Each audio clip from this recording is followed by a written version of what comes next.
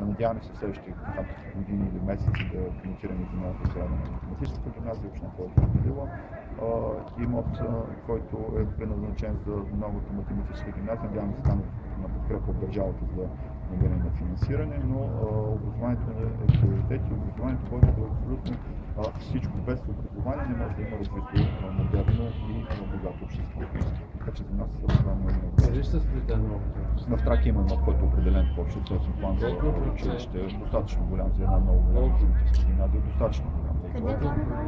Над 15 лет. Италия съществуващо?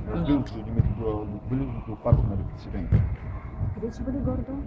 Имаме определен имот. Не мога да ви кажа, че ще бъде там, тъй като нямаме финансиране. Те искат да си решат проблема с съвместното ползване. Вижте, че имахме няколко и публични дискусии на тази тема, ако помните през миналата година, когато имаше така идея за пребазиране на основното училище.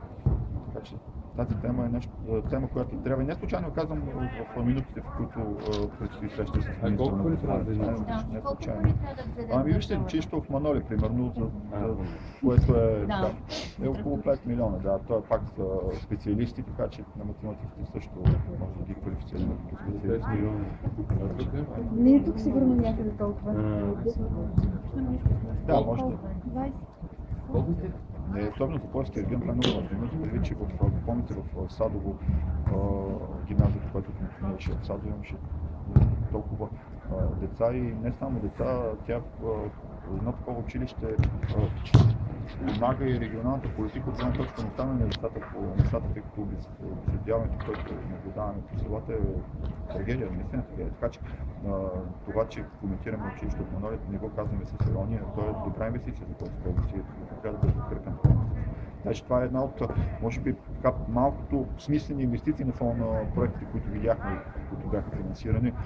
Както виждате, имаме примерно благоустройство на парк в село община Завет, 11 000 човека, 1 100 000 благоустройство на парка за рекреация и място за почивка. Тези 11 000 човека страхотно имат място за почивка, но тази инвестиция не може да бъде сравнена с училището в Маноле.